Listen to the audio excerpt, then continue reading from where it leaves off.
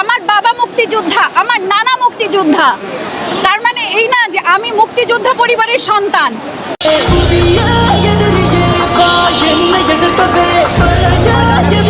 মনে হয়েছে যে তারা এই প্রতারককে দেশ ছেড়ে পালিয়ে যেতে সহযোগিতা করছে কিনা।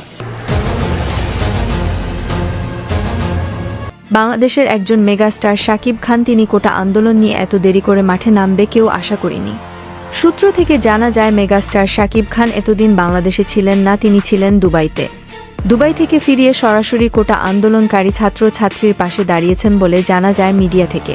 তার সাথে বুকিং এজেন্ট অ্যাসোসিয়েশন সকলকে কিভাবে একত্রিত করা যায় বহির্বিশ্বের মতো। আজকে আমরা যদি পার্শ্ববর্তী দেশেই দেখি, শাকিব খান বলেন, এই বাটপার প্রতারক অনেক নিরীহ মানুষের অনেক কষ্ট দিয়েছেন। সাধারণ মানুষ আজ 2 মুঠো ভাত খেতেই চিন্তা করে যে আজ আমি সব ভাত খেলে আগামীকালকে কি খাবো। সব জিনিসের দাম বাড়িয়ে দিয়ে সাধারণ মানুষকে এমন একটা জায়গায় নিয়ে গিয়েছেন এই সরকার। বেঁচে থাকতেই সাধারণ মানুষদেরকে পঙ্গু করে দিয়েছেন এই সরকার। শাকিব খান আরও বলেন, আমি এখন লজ্জিত এই জাতির কাছে, এই সমাজের সাধারণ মানুষের কাছে যে আমি এই দেশের নাগরিক। যে দেশে সাধারণ মানুষ কষ্ট করেও খাবার কিনে খেতে পারে না, সে দেশের সরকারকে আমি ঘৃণা করি।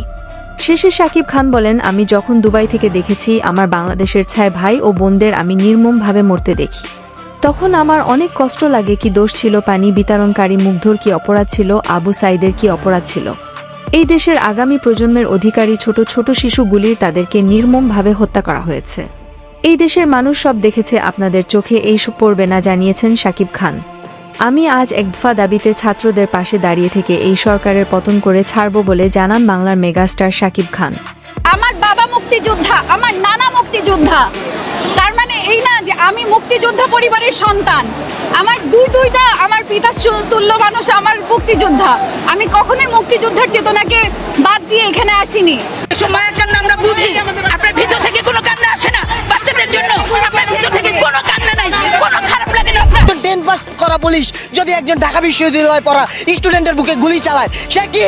এখন আমাদের কাছে আর 9 দফার সেই সময় নেই, আমাদের এখন দফা 1। আমাদের দেশকে এত নিকৃষ্ট যে শেখ হাসিনার পরে কেউ ক্ষমতা নিতে পারবে না।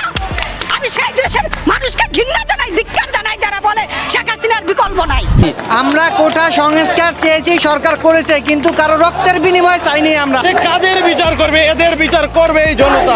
চাই যে প্রধানমন্ত্রী আজকেই তো উনি বললেন উনি গণভবন খুলে দিয়েছেন, এই কথাটা যদি আরো 10 দিন আগে বলতো হয়তো আরো অনেকগুলো প্রাণ বেঁচে থাকতো।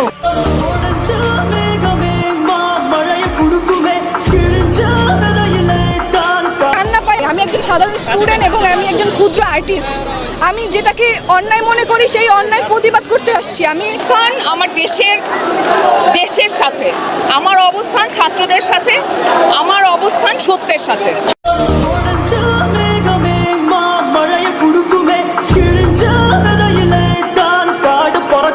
অ্যাক্টিভিটিস দেখে আমার কাছে যেটা মনে হয়েছে, তাদের ব্যবহার দেখে যেটা মনে হয়েছে, যে তারা এই প্রতারককে দেশ ছেড়ে পালিয়ে যেতে সহযোগিতা করছে।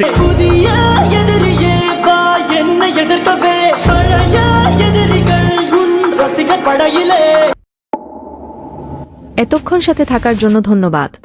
নতুন নতুন আপডেট খবর পেতে চ্যানেলটি সাবস্ক্রাইব করে পাশেই থাকবেন।